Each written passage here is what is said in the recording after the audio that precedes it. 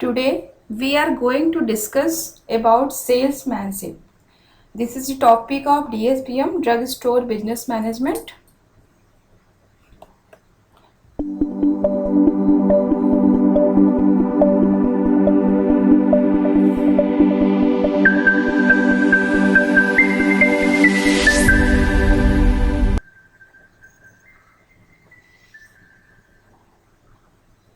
तो सेल्समैनशिप में सेल्समैन क्या होता है? A person who is engaged in selling goods to the customer is known as a salesman. Means वो person को जो क्या करता है, गुड्स को सेल करता है, किसको? कस्टमर्स को सेल करता है, तो उसे क्या बोलते हैं हम? सेल्समैन। जैसे हमारे डोर टू डोर सेल्समैन आते हैं, डिफरेंट टाइप के प्रोडक्ट्स को बेचने के लिए आते हैं हमारे डोर्स पे कि आप ये ले लीजिए, इसमें ये उसकी जो भी प्रोडक्ट की अच्छाई है वो बताता है, तो वो पर्सन क्या कहलाते हैं? सेल्समैन।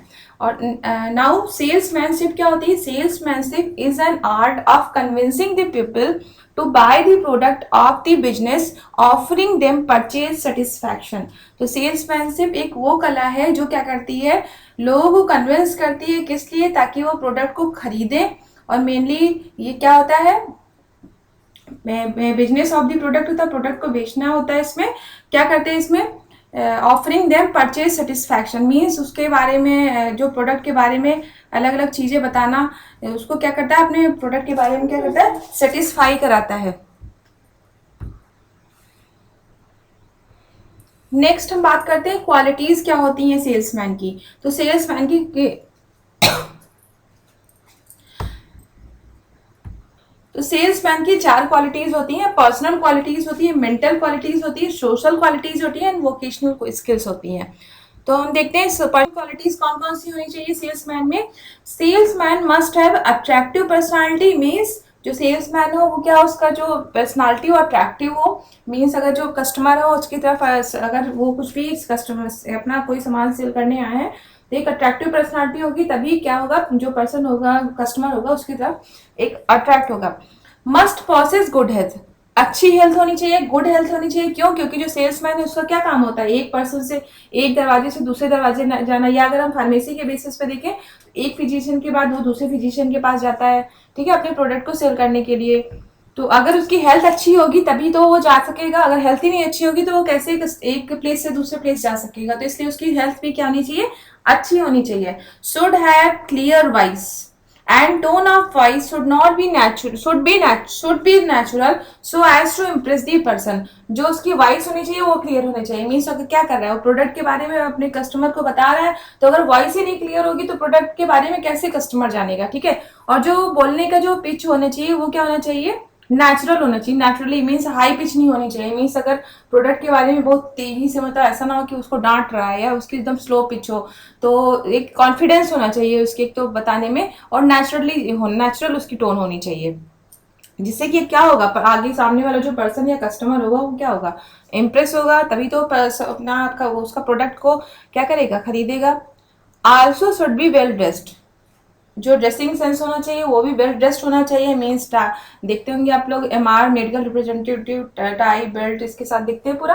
कोई लोअर पहन के तो नहीं देने चला जाता डॉक्टर्स के पास। तो वेल ड्रेस्ड होना चाहिए जो भी हमारा सेल्समैन है। नेक्स्ट क्वालिटी आ जाती है मेंटल क्वालिटीज। तो मेंटल क्वालिटीज में क्या होना चाहिए? A good salesman should possess a sound memory, presence of mind, imagination, should judgement, sound judgement sorry, and initiative. Means एक अच्छा सेल्समैन वही कहलाता है जिसकी क्या होती है? याद, मेमोरी अच्छी हो, ठीक है, प्रेजेंस ऑफ माइंड हो। प्रेजेंस ऑफ माइंड मीन्स अगर कस्टमर कोई क्वेश्चन कर रहा है उससे उस प्रोडक्ट के बारे में, तो तुरंत उसका जवाब दे सके। इमेजिनेशन पावर अच्छी हो उसकी, ठीक है। साउंड जजमेंट अच्छा मीन सामने वाले के बेचने कस्टमर से ही समझ जाए कि वो लेना चाह रहा है कि नहीं, बातों से ही पता कर ले। इनिशिएटिव वो मीन्स कंपनी के प्रोडक्ट को बेचने के लिए क्या करे? पूरी मेहनत करे, पूरी मेहनत लगा दे, या मीन्स कंपनी के प्रोडक्ट के लिए को बेचने के लिए इनिशिएट करे, इसी को बोलते हैं इनिशिएटिव। नेक्स्ट है he should be intelligent enough to understand the nature and requirement of potential buyer. सबसे अच्छा क्या होना चाहिए, वो इंटेलिजेंट होना चाहिए, ताकि इतना कि सामने वाले कस्टमर की बातों से ही समझ ले या उसके बात करने के तरीके समझ ले कि ये जो है हमारे प्रोडक्ट को लेना चाह रहा है, लेगा भी कि नहीं, कि मीन्स ऐसे टाइम पास कर रहा है। जैसे कि आप लोगों ने सुना होगा कि कुछ गर्ल्स शॉप पे जाती हैं और सिर्फ जो है कपड़े देख के चली जाती, तो क्या होता है वो जो दुकान वाले भी होते हैं वो समझ जाते हैं कि ये कपड़े लेने के पर्पज से आए हैं या ऐसे ही लोग घूमने आए हैं, ठीक है। और अगर अगर ये जजमेंट अच्छा कर लेगा, अगर कोई एमआर है तो क्या होगा, वो वहां पे टाइम वेस्ट क्यों करेगा, वो आगे बढ़ जाएगा। He must have the imagination to look at things from the view point of customer. Means उसके पास इतनी इमेजिनेशन पावर होनी चाहिए, मीन्स सोचने की क्षमता होनी चाहिए कि कस्टमर उस प्रोडक्ट के बारे में सोच के देख, कस्टमर के पॉइंट ऑफ व्यू से सोचना चाहिए कि कस्टमर उस प्रोडक्ट को क्या कैसे देखेगा, उसके बारे में क्या क्वेश्चन कर सकता है, इतनी इमेजिनेशन पावर उसके अंदर होनी चाहिए।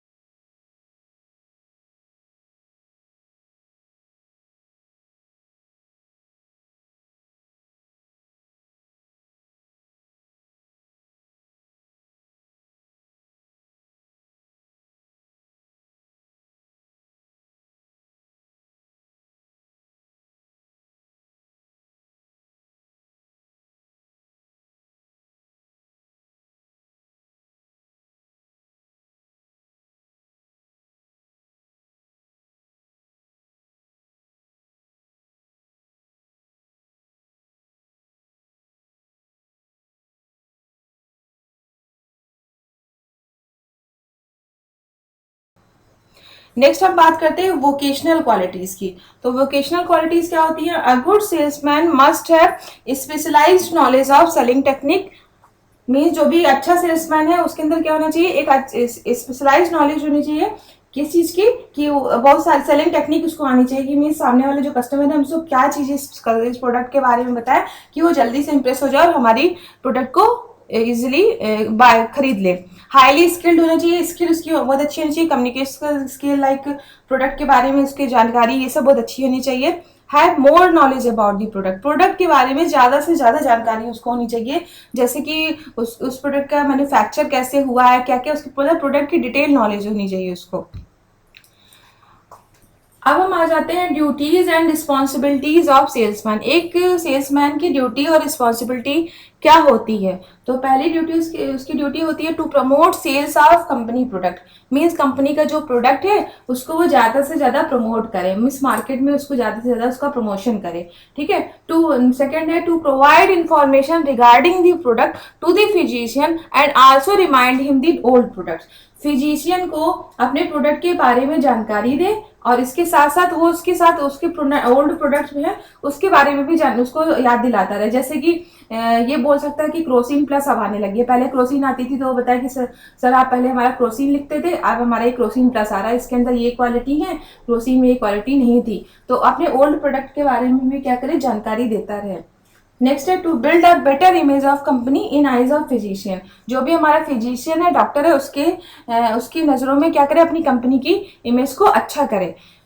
एंड नेक्स्ट है to maintain adequate distribution of products in the market. Market में जो अपनी दवा का प्रोडक्शन है वो क्या हो, इक्वली हो, बराबर हो। मीन्स जो प्रोडक्ट का जो सेल्समैन होता है वो सबके कनेक्शन में होता है। मीन्स अपने स्टॉकिस्ट के कनेक्शन में भी होता है, स्टॉकिस्ट से सीएनएफ पे भी उसका कनेक्शन होता है, सीएनएफ के बाद उसका जो होल सेलर के पास जाता है, रिटेलर के पास जाता है। तो ये चैनल ऑफ डिस्ट्रीब्यूशन है, इसमें इस सेल्समैन से जो सेल्समैन होता है उसका कनेक्शन सबसे होता है। तो मीन्स प्रोडक्ट अगर ज़्यादा डिमांड हो रही है मार्केट में तो वो वहाँ पे इंफॉर्मेशन दे दे ताकि कभी मार्केट में उसकी कमी ना हो। सपोज करिए किसी ने एक डिब्बे का ऑर्डर दे दिया, अगर उसका प्रॉपरली अगर वो नहीं है मार्केट में तो क्या होगा, अगली बार फिजिशियन उसको नहीं लिखेगा, क्योंकि मेडिसिन के केस में क्या होता है तुरंत जरूरत होती है। तो इससे क्या होता है एडिक्वेट डिस्ट्रीब्यूशन होना चाहिए प्रोडक्ट का। नेक्स्ट है to provide free samples to the physician for trial on patient. Physician को टाइम टाइम पे जो भी इसके जो सैंपल्स है फ्री सैंपल्स भी प्रोवाइड करनी चाहिए। अगर फ्री सैंपल्स प्रोवाइड करेंगे तो क्या फिजिशियन उसको किसी को लिखेगा, किसी पेशेंट को अगर उसने लिखा, अगर उसके काम से वो सेटिस्फाइड है, मीन्स उस दवा की जो वर्किंग है उससे सेटिस्फाइड है, तो वो दोबारा उसको लिखेगा। तो जब तक उसको फ्री सैंपल नहीं प्रोवाइड करेंगे तो वो कैसे लिखेगा फिर। तो ये फ्री सैंपल्स जो है उसको प्रोवाइड करते रहना चाहिए। To adjust the expiry of goods and breakage available with retailer और होलसेलर। अगर प्रोडक्ट एक्सपायर हो गया है तो क्या हुआ, रिटेलर या होलसेलर के पास अगर प्रोडक्ट है वो एक्सपायरी हो गया तो उसको ये नहीं कि हाँ हमने तो भाई तुम्हें दे दिया था, तुम्हें बेच दिया था, अब तुम अपना देखो। नहीं, उसको वहां से लेना है, उसको वापस कंपनी को रिटर्न करना होता है। ठीक है, ये उसकी रिस्पॉन्सिबिलिटी होती है। To cooperate in market research, market में उस प्रोडक्ट के बारे में क्या हो रहा है, बिक रही है नहीं बिक रही है, सारा जो है मार्केट में उसका रिसर्च करते रहना चाहिए उस प्रोडक्ट के बारे में। नेक्स्ट हम आ जाते हैं, एक टॉपिक आता है एग्रेसिव सेलिंग क्या होता है, एग्जाम में बहुत आता है एग्रेसिव सेलिंग। तो एग्रेसिव सेलिंग क्या होता है, goods are produced for market, manufacturers have to make efforts to sell all they produce. When the manufacturer uses various sales efforts to obtain increased sales volume for his product, it is called aggressive selling. aggressive नाम से पता चला बहुत aggressive हो जाना हमें, ठीक है। तो अपने प्रोडक्ट को मार्केट में सेल कराने के लिए जो मैन्युफैक्चरर है वो पूरी एफर्ट लगा दे। तो मैन्युफैक्चरर किसको देगा डायरेक्शन, जो कंपनी होगी वो सेल्समैन को ही तो पूरा डायरेक्शन देगा कि उसका प्रोडक्ट वो पूरी अपनी जी जान लगा दे उस प्रोडक्ट को सेल करने के लिए किसी भी तरीके से। ठीक है, तो इसी को कहते हैं एग्रेसिव सेलिंग। यहाँ पे लिखा goods are produced for market, market में क्या होता है, मार्केट के लिए क्या होता है, गुड्स प्रोड्यूस होते हैं। Manufacturer have to make efforts to sell all they produce, means manufacturer पूरी एफर्ट लगा दे जितना वो बना रहे मैन्युफैक्चरर उस ड्रग को। ठीक है, when the manufacturer uses various cells effort, जब मैन्युफैक्चरर बहुत सारे एफर्ट्स लगाता है अपने प्रोडक्ट को के सेल्स वैल्यूम को इंक्रीज करने के लिए, इसी को बोलते हैं एग्रेसिव सेलिंग। अब हम देखते हैं कि मेथड्स क्या है एग्रेसिव सेलिंग के। एग्रेसिव सेलिंग के कितने मेथड्स है, 2 मेथड होते हैं। पहला मेथड है ट्रेड प्रमोशन। तो ट्रेड प्रमोशन में क्या होता है, under trade promotion method special incentives are offered to the trader to buy the products of the firm. Trader यहाँ पे किसको बोला गया है, फिजिशियन को, रिटेलर्स को, होलसेलर को। तो ये इसके अंदर क्या होता है, जो ट्रेड प्रमोशन के लिए जो स्पेशल इंसेंटिव्स दिए जाते हैं, डॉक्टर्स को दे सकता है, रिटेलर्स को दे सकता है। डॉक्टर्स को कैसे, डॉक्टर्स को क्या करते हैं, कभी कभी सुना होगा आपने कि फिजिशियन को लोग कहीं का टूर के लिए टिकट ऑफर करते हैं या उसको कैश में देते हैं मनी, ठीक है, या उसको टीवी फ्रिज जो भी दिया, तो एक तरह से उसको क्या हुआ, एक तरह से उसको लालच दी जाती है। तो अपने प्रोडक्ट को बेचने के लिए वो पूरी जी जान लगा देते हैं, इसी को बोलते हैं ट्रेड प्रमोशन। ट्रेड प्रमोशन में क्या हो सकता है, कैश अलाउंस हो सकता है, एक्स्ट्रा प्रोडक्ट दे सकता है, गिफ्ट्स दे सकता है, लाइक टीवी फ्रिज ये सब दिया जाता है, तो ये एक्स्ट्रा ये गिफ्ट्स में आ जाएगा। और नेक्स्ट मेथड होता है एग्रेसिव का कंज्यूमर प्रमोशन। तो कंज्यूमर प्रमोशन में क्या होता है, under consumer promotion method special incentives are offer to the consumers to buy the product.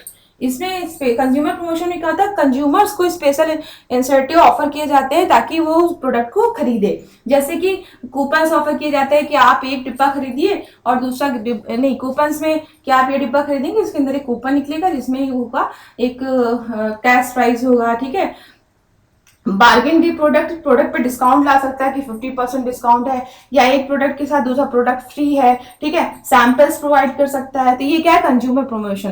तो एग्रेसिव सेलिंग की जो 2 मेथड है, एक है trade promotion and consumer promotion. तो ट्रेड प्रमोशन में क्या हो रहा है कि जो हमारा सेल्समैन है वो क्या कर रहा है, फिजिशियन से को इंसेंटिव प्रोवाइड कर रहा है, होलसेलर रिटेलर इन सब लोगों का अपना जो इंसेंटिव है वो देता है। लेकिन जो कंज्यूमर प्रमोशन में कंज्यूमर को इंसेंटिव ऑफर किए जाते हैं, ठीक है, प्रोडक्ट को सेल कराने के लिए। अब बात करते हैं टाइप्स ऑफ सेल्समैनशिप। तो सेल्समैनशिप के कितने टाइप्स होते हैं? दो टाइप्स की सेल्समैनशिप होती है, क्रिएटिव सेल्समैनशिप, कॉम्पिटिटिव सेल्समैनशिप। तो क्रिएटिव सेल्समैनशिप क्या होती है? The main purpose of this salesmanship is to introduce, achieve and establish a new product in the market. तो क्रिएटिव सेल्समैनशिप स्पेशली जो नया प्रोडक्ट मार्केट में लॉन्च होता है उसके लिए होती है क्रिएटिव सेल्समैनशिप।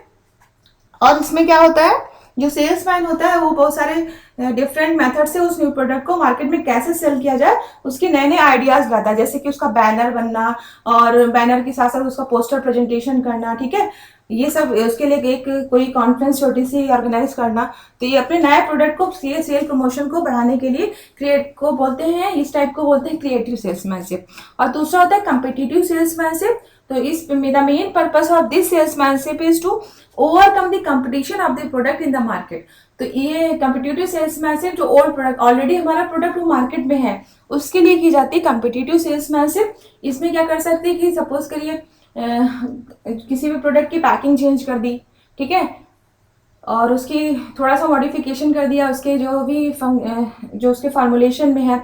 तो अगर फिजिशियन को बताना कि हाँ ये, अगर फिजिशियन बोलता है कि जैसे कि कोई शैम्पू है, सारी क्वालिटीज उसमें भी है और दूसरे के कंपनी के ब्रांड में भी वो भी सारी क्वालिटीज है।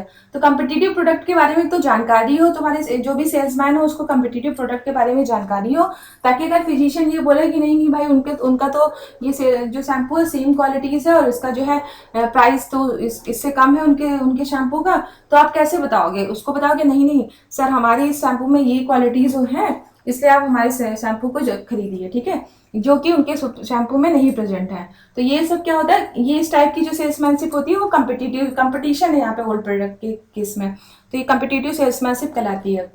तो creative salesmanship new product launch होते हैं उनके लिए होती है, और creative salesmanship new product launch होते हैं उनके लिए होती है और कम्पिटिटिव सेल्समैनशिप ओल्ड प्रोडक्ट्स के लिए होती है। अब बात करते हैं फंक्शंस। तो फंक्शंस अभी हम डिस्कस कर चुके हैं, फंक्शंस पीछे भी ड्यूटीज रिस्पॉन्सिबिलिटी वो भी फंक्शंस पे ही आ जाएगा, लेकिन एक शॉर्ट में देख लेते हैं। To introduce the product to the customers, customer को अपने प्रोडक्ट के बारे में बताना। To enable a customer to decide what to buy and what not to buy, customer को इतना मतलब चीज के बारे में बता देना कि वो उसके अंदर इतनी क्षमता हो जाए कि वो प्रोडक्ट को खरीदे या ना खरीदे। टू कंडक्ट इफेक्टिव सेलिंग, अपने जो सेलिंग को और अच्छा इफेक्टिव बनाए।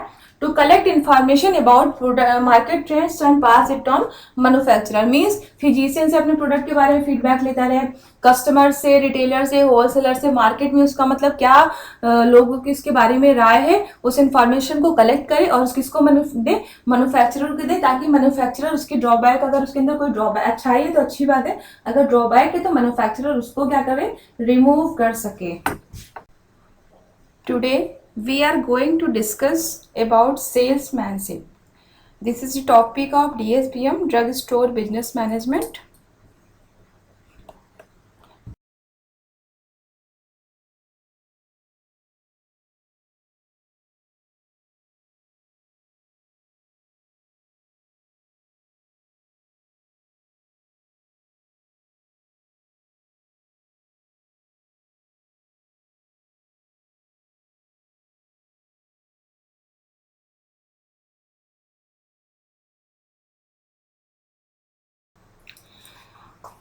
अब हम आ जाते हैं duties and responsibilities of salesman. एक सेल्समैन की ड्यूटी और रिस्पॉन्सिबिलिटी क्या होती है? तो पहली ड्यूटी उसकी ड्यूटी होती है to promote sales of company product, means company का जो प्रोडक्ट है उसको वो ज़्यादा से ज़्यादा प्रमोट करे, मीन्स मार्केट में उसको ज़्यादा से ज़्यादा उसका प्रमोशन करे, ठीक है। टू सेकेंड है to provide information regarding the product to the physician and also remind him the old products, physician को अपने प्रोडक्ट के बारे में जानकारी दे और इसके साथ साथ वो उसके साथ उसके ओल्ड प्रोडक्ट्स में है उसके बारे में भी उसको याद दिलाता रहे। जैसे कि ये बोल सकता है कि क्रोसिन प्लस अब आने लगी है, पहले क्रोसिन आती थी तो वो बताया कि सर आप पहले हमारा क्रोसिन लिखते थे, अब हमारा ये क्रोसिन प्लस आ रहा है, इसके अंदर ये क्वालिटी है, क्रोसिन में ये क्वालिटी नहीं थी। तो अपने ओल्ड प्रोडक्ट के बारे में भी क्या करे, जानकारी देता रहे।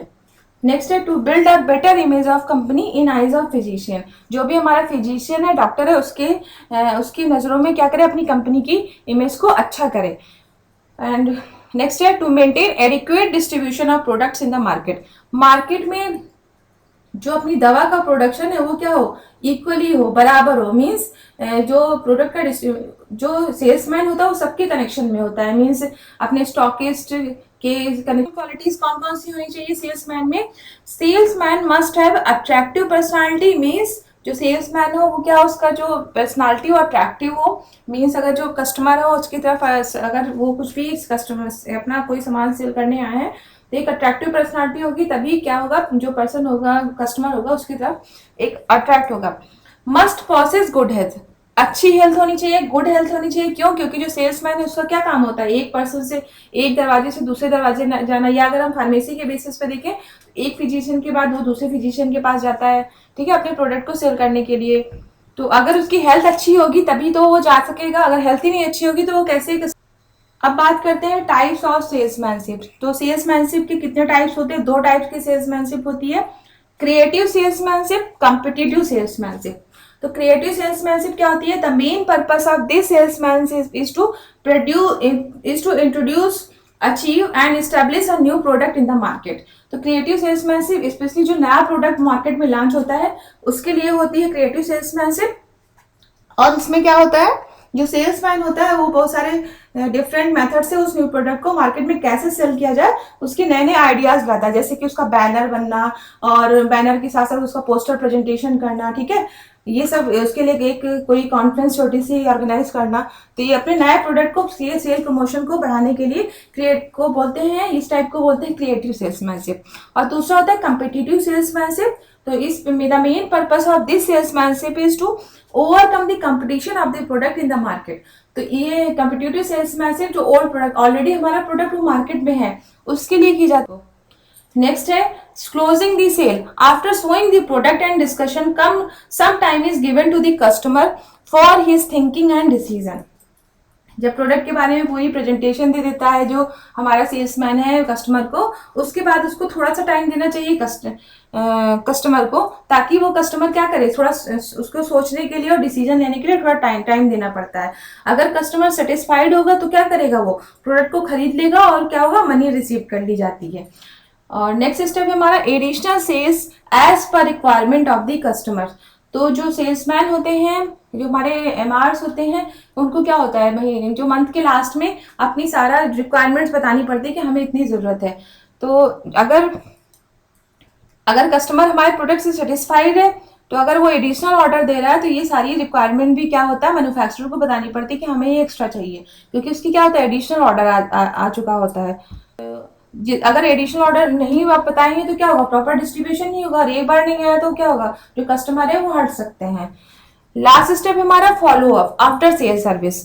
तो ये फॉलो अप जो स्टेप होता है, ये हमारा प्रोडक्ट हमने प्रेजेंटेशन भी दे दिया, सब कुछ कर लिया, प्रोडक्ट बिक भी गया, अब ये फॉलो अप सबसे लास्ट स्टेप होता है। इन सब होने के बाद भी, प्रोडक्ट हमारे बिकने के बाद भी ये स्टेप होता है। इसमें क्या करते हैं, it includes after sale service and maintenance of record customer. Mean जो भी हमारे कस्टमर्स हैं उनका एक रिकॉर्ड प्रिपेयर करना, ये है फॉलो अप में। और it creates a permanent relationship with the customer. ये क्या करता है, परमानेंट रिलेशनशिप बनाता है कस्टमर के साथ। मीन्स कस्टमर से कॉन्टैक्ट बनाए रखना चाहिए, ठीक है।